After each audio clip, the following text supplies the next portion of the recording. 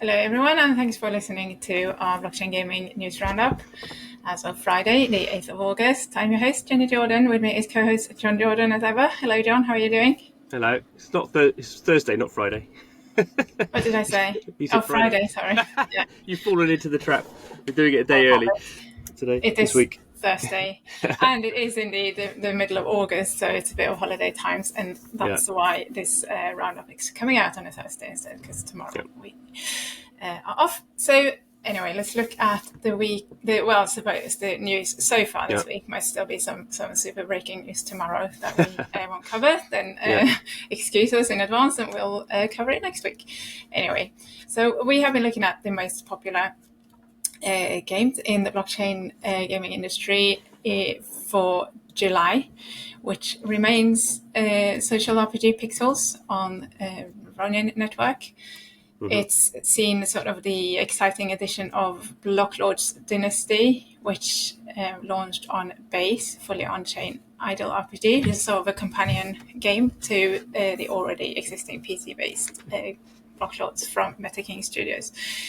We have also seen Catizen, which claims to have however many hundreds of millions of players, but as you sort of stubbornly insist, we should take about 90% off of those players. And in fact, Catizen then has had about, 220,000? So I don't know, I can't really see from here. No, it's about in terms of wallets. 100. I'm looking at the graph that you've 100. Yeah. Yeah, of course. Over 100,000. Yeah. Over 100,000, yes. And obviously Boomland's Hunters on Chain is also up there. They have had their Boom airdrop campaign running and now also distributed their Boombags rewards. And that's on Immutable. Still, I keep getting this wrong. Or is it still on Polygon? Or somewhere in between? It's on Immutable. On Immutable, yeah. Good. So talking about Blocklords Dynasty, I'm sure you'll dive in a little bit more into that. I think it was last week we covered that your account had been banned, but now not banned anymore. So you've been playing that. The interesting thing with that is that sort of the user base sort of exploded due to this reward system, and now it'll be interesting to see whether there is that sort of massive drop off in users due to the rewards campaign being finished, and so maybe bots dropping off, and whether that affects kind of the daily active users in the game would be an indication then of the bot activity in the game. In terms of investment trends, you have been painting a fairly sort of dystopic picture, I think, in this, but realistic, obviously, based on actual numbers. So you've said that 658 million were invested into the sector during 2024 so far, which is down 33% on the 981 million that was announced during the same period in 2023. And July of 2024 has seen $38 million worth of investments, and that is the worst month since, what did you say, since sometime in 2022? August. August 2023. In August 20... No, in terms of... Oh, yes, August 2023, yeah. Sorry, mixing it up. So that is obviously sort of my major point here, is that also was a stark contrast to what a lot of other researchers, if that's what you'd like to call it, kind of report writers, data trackers in Web3 gaming are claiming. So why is it such a big discrepancy there between you and not just you? I mean, obviously some... Yeah. What's the kind of, what are you looking at that they don't see, or are they looking at that you don't see? Yeah. Good starting point. So yeah, I do think you always have to start off with the assumption that you're not tracking everything, particularly in sort of a blockchain where there's sort of so many of these weird sort of NFT sales or token sales, and there's so there's so much going on. I don't think really anyone tracks everything. So there's everyone has a sort of a sort of a sort of level of uncertainty around their data. But given that's the case, lots of other people seem to also have just extremely odd things that they include. So we've spoken about it before, and I sort of don't like necessarily beating up on DappRadar, who I used to work for. But DappRadar have, for some reason, for the last couple of years even, included VC funds announcing that they have created a new fund. So I guess famously, I think it was in April this year, they said the sector did $1 billion worth of investment because Bitcraft and I think A16Z announced, that they between them had I think A16Z did a $600 million game fund and Bitcraft did a $275 million game fund as well. So those clearly you can't count that because those companies, those VCs are going to invest that money into games in the coming 3 or 4 years, and you can't include that because when those companies announce that they've raised $100 million from A16Z, you've already sort of included it in the 600 million. So you can't have it. You end up double counting. So you can't include VC funds. So that's a clear no. And DappRadar will do that and generate ridiculous headlines about how the sector's brilliant and all this money's flowing in. And you just can't do that. That's just like within the realms of being sort of slightly sort of careful about you can't track everything. That's just making up rubbish. That's nonsense. And I think the other big problem we see is most people are not granular enough. So I don't think I cover everything, but I pretty much every day spend my time looking at what's going on with this stuff, and go to quite a deep level of granularity, maybe too much. And in comparison, so we were just looking at a report that came out from a sort of well-known sort of investment sort of M&A company in America called Drakestar. They've been putting out quarterly reports about the games industry for years. But they're generally well regarded, I think. But they are, as far as I know, they have no particular angle on blockchain. I don't think they have any blockchain specialists. And from quickly, the report is quite a short one, so it just gives you sort of some graphs and some data. It doesn't really go into methodology or anything like that.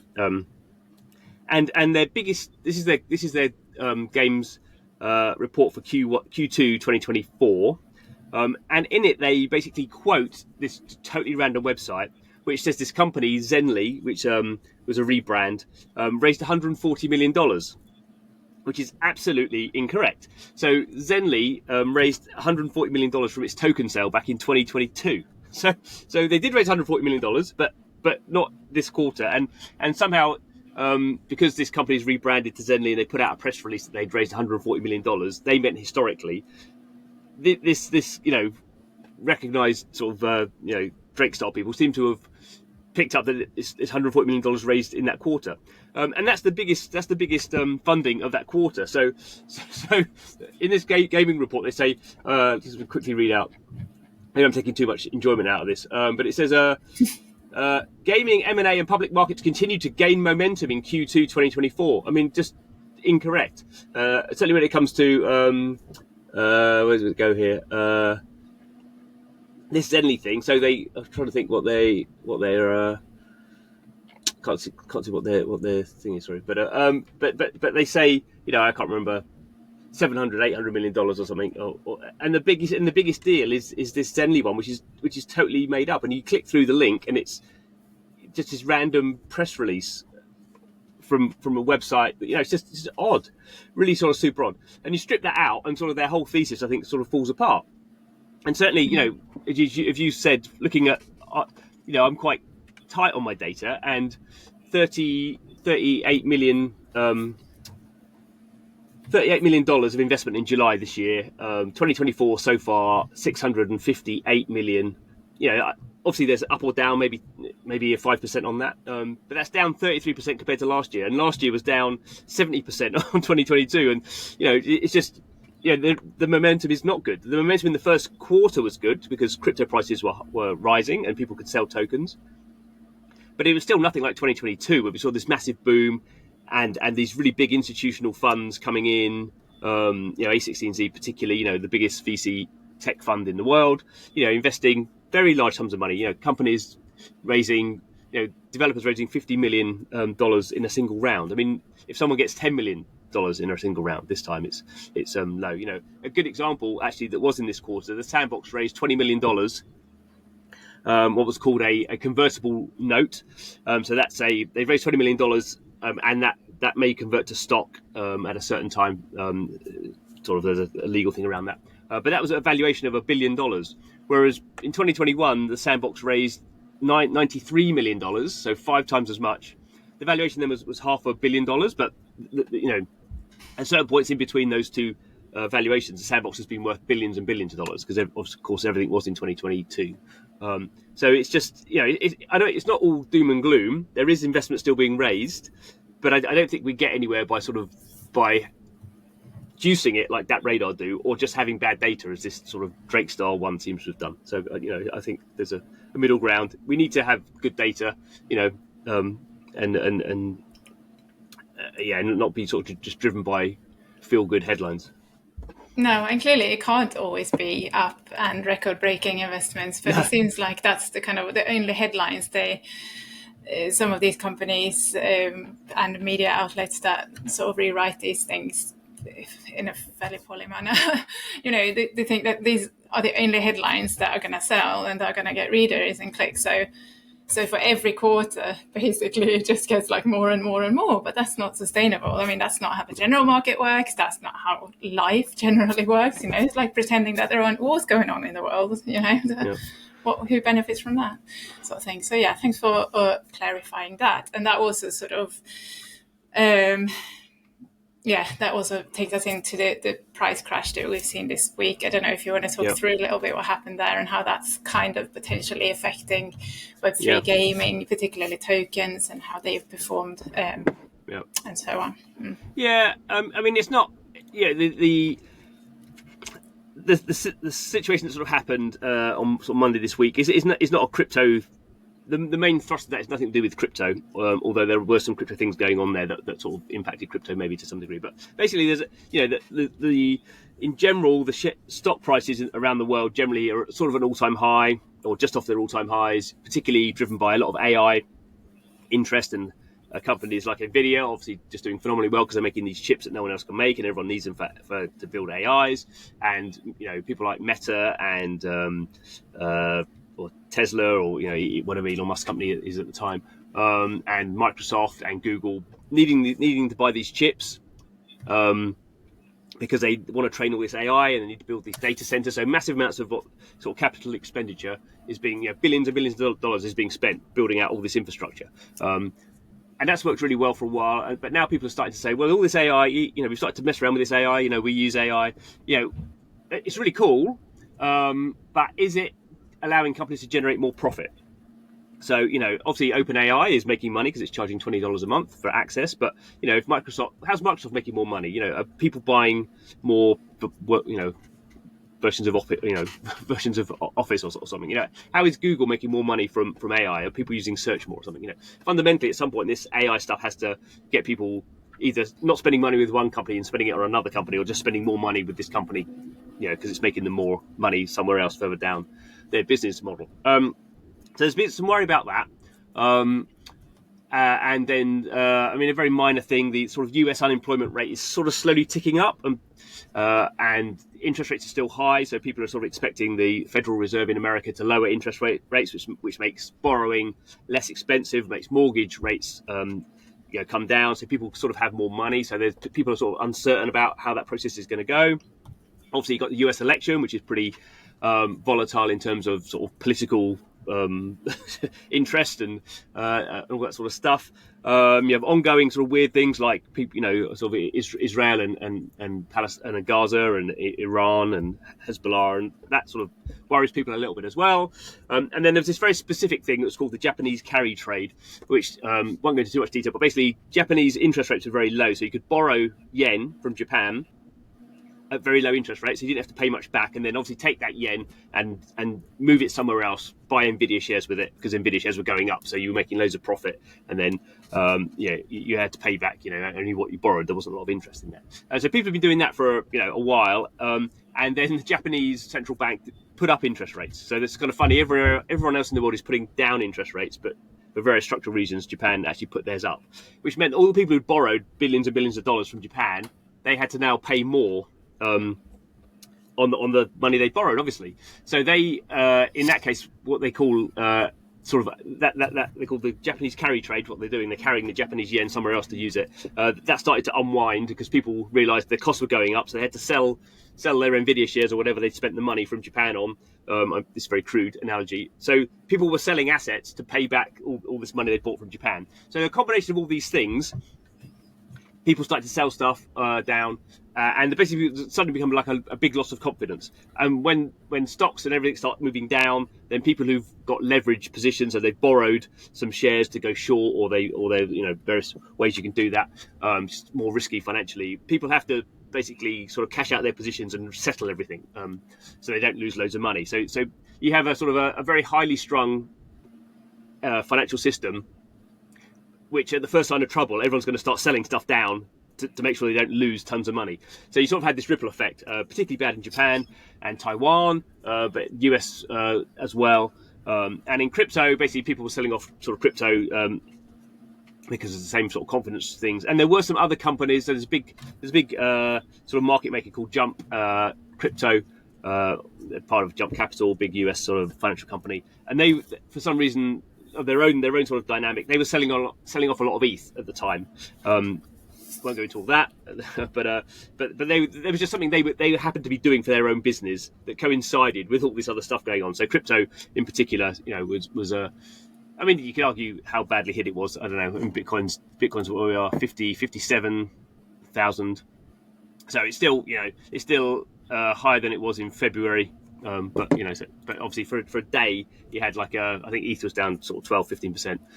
So it hasn't gone right back up to where it was before, and people are still a little bit nervous now that the US economy might not be as sort of strong as they thought. So, and that sort of sentiment always plays through. So when it comes through to funding and stuff like that, in general, I think in the minor case of blockchain games, there's just not so much confidence that people are going to be, putting in $5 million into a new game, or even retail people buying. Oh, I'll go and buy some new NFTs. I'll go and buy one of those for $100. People are just like, let's just sort of sit tight for a bit and see what happens.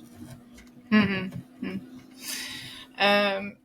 Thanks for that. And this week you have also been speaking to Bozina Rizab from Gamee, former CEO and now the chairman, and you discussed Telegram gaming, basically the entire subject for the entire podcast. Sorry, but very interesting because obviously you've been very skeptical, still to some extent is very skeptical, but she sort of presented some interesting numbers, and similarly to Simon Davis from Mighty Bear Games, who you spoke to last week, or for your last episode of the podcast, there are some real, probably higher numbers of real players there than maybe you like to admit. Can you just tell us what your sort of takeaways were from the interview, and whether it sort of changed your perception a little bit of games and the sustainability of this sort of recent growth we've seen on gaming on Telegram/Ton?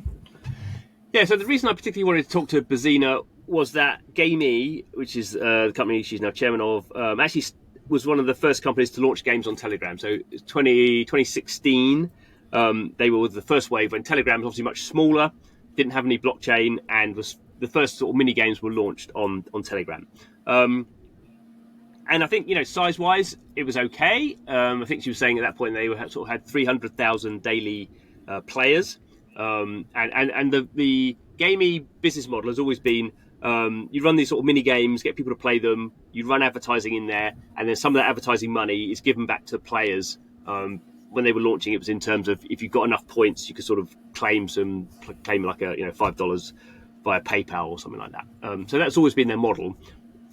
Obviously, when blockchain came in, that sort of made a lot more sense for Gamee because they can have their own token. They have a Gamee token, and so people can sort of earn out this Gamee token via advertising, and they could, obviously they had NFTs and a whole bunch of other stuff in there. So that's what Gamee has sort of been doing. But given that they've always been running sort of Telegram in the background, I think, but now Telegram is much bigger, so it's almost 1 billion users. It has obviously the integrated TON blockchain, so every account is a sort of an NFT on TON, and every account has a wallet. They also have this system called Stars. So Stars are not crypto. Stars is like an in-app purchase platform system for Telegram. And if you buy $100 of Stars, say, you can use those in any of the games in Telegram. So any game on Telegram uses this Stars. They can't have their own. You can buy those with crypto, can't you? You can buy them with crypto, but you can just buy them with in-app purchase, like through Apple and Google, whatever. So it's a non-crypto thing. And I guess what's interesting is for developers who, if I'm a developer and I make a game and people are spending Stars in that game, I'm paid back in TON. So TON is sort of the underlying payment system for Telegram now, and even for advertising, Bozina was saying they don't use Google anymore. Telegram has its own ad network, and you get paid in TON. So TON is TON is like you can imagine Facebook having its own crypto, which obviously at one point they wanted to do. This is what TON is very integrated into Telegram. So you have this combined with almost 1 billion players and everyone launching sort of these clicker games, very simple games on TON and launching tokens, and there's a lot of interest in that now. So it's a bit of a obviously sort of viral thing generally outside of people actually playing it. There's a sector interest in it. So clearly there are loads of bots in there. I mean, Bozina and Simon before, it's not like they don't pretend there's loads of bots in there, but they both are of the opinion that even if 90% of the traffic they're seeing are bots, then Telegram is still the fastest way to grow these sort of simple snackable games on a blockchain. You can't release a game on Polygon or Immutable or even Ronin and get the sort of level of growth almost immediately. So Bozina said, I think, get the numbers right, they had 300,000 players before they did this blockchain stuff. They now have 4 million wallets, active wallets, from I think 55 million accounts. So basically it is, the 90%, I mean, some of those wallets may be bots, but the sort of 90% sort of ratio is probably about right. There are a lot of bots on there when you're effectively what they're doing is giving away free tokens, or they will be. They have a thing called the Watt token, it's like a meme coin. But because it's blockchain, they can do some nice other things. So if you have some of the other NFT, if you have their other NFTs or their tokens on Ethereum, or even like a Pudgy Penguins or Mockaverse ones, you can sort of soft stake those, and you can that gives you an allocation of these Watt tokens, and it's my concern is how sustainable is this sort of stuff. It's sort of cool in the beginning, you can get these millions of wallets, but as we sort of discussed AI, it's the same with blockchain. Blockchain, I think it's really cool as a technology, but fundamentally no one's going to use it unless companies can make more money using it than not using it. Otherwise you don't, with all these sort of things. So that's the thing everyone's trying to grasp really is, blockchain's really cool. We think it allows community and gamers to have ownership of their own items and have sort of maybe be more involved in development, all that sort of stuff. We think those things are good. But fundamentally, if the company doing it doesn't make more money using blockchain, no one's going to use blockchain. And that's sort of still the issue generally in blockchain and specifically in Telegram. But I think Bozina and Simon are both smart people, and they've made sort of good arguments that at the moment, if they weren't doing this, what would they be doing? And it's not like there's Telegram and this other really cool thing they could be doing. I mean, there's sort of Telegram and just nothing. No other ways of growing quickly and easily. Well, you would say in terms of sustainability and whether you sort of question whether it's sustainable in the long run, you'd say they've been building on there since 2016, and still am, and it's improved now with Ton obviously being the underlying blockchain and payment system, and the kind of the features that they have wanted to see are now there, and that's only going to enhance basically their game. And so this is potentially sort of the start of building that sustainability that they need. And then lastly, we are going to look at Ubisoft's news. They have launched this community-driven, narrative-driven transmedia gaming adventure, as they call it, Captain Laserhawk, the game, which is based on the animated TV series Captain Laserhawk, a Blood Dragon remake. And you write up this article. You say it embraces the madness. Why would you call it that? Why is it madness? Well, it's a bit, it's been a bit facetious maybe. So, I mean, I'd never watched it's a Netflix series. I've never watched it. It's an adult animation about a dystopian version of the future. It's set in 1999, and the US has become this dystopian sort of technology company-led sort of country. So the usual sort of tropes on that one. But it uses a whole bunch of sort of IP from Ubisoft, which is sort of funny, I suppose. The funniest thing is Rayman, who's this sort of very cute character, a very sort of Nintendo-friendly sort of character. He's the sort of he's the propaganda face of this evil organization. He's like when he's like the TV presenter. Like often they have in these sci-fi sort of dystopias. There's sort of the face of the sort of authority. is Rayman. So that's got quite a nice sort of thematic sort of flip on its head. As for this sort of thing, it is I can say a bit Ubisoft, a bit French. So the game is actually a top-down shooter. They've not shown any gameplay or anything like that. That's what it is, a top-down shooter. But the point of sort of doing it on the blockchain is they're doing it as a, as you say, like a omni-media, transmedia sort of experience where there'll be I think if it's just limited to 1,000, 10,000, I guess in the first instance, there's 10,000 what they call citizen ID NFTs. So to play the game, or at least get early access, you need one of these IDs to play the game. It obviously contains all the data that you are going to generate by playing the game, and also they had this idea that because it's a sort of a narrative-driven game, the citizens are going to be able to vote on things. So, as ever in blockchain, that seems like a great idea until DAOs do all these terrible things. So quite how that plays out. Are the things you're voting on, are they sort of actually meaningful in the game, or are they sort of just sort of a bit sort of like a sort of window dressing to make it seem like you're sort of voting on these things? Obviously, Ubisoft think it's meaningful. And we'll sort of see. They don't really talk about. They sort of talk. You need one of these NFTs to sort of gain in-game rewards. They're a bit light on talking about blockchain. If there's going to be a sort of token or all that sort of stuff, it's running on Arbitrum. It's using the Sequence sort of tech stack. So, it's kind of interesting now though that Ubisoft had this other game, Champions Tactics, which is slowly inching forward to be released, which is a super hardcore sort of turn-based sort of tactics game. So that's a very specific, very gamey sort of game, very hardcore, I think. And this one is much more, sort of weird and experimental, I suppose. But just at the top level, it's sort of now, Ubisoft have obviously been working internally for a couple of years on some of these sort of bigger projects, and good to see them sort of finally coming out, even if they're a little bit odd. Thanks. On that note, we are going to close. But thank you very much for tuning in. Thank you very much for listening, and see you all next week. Bye-bye. Bye-bye.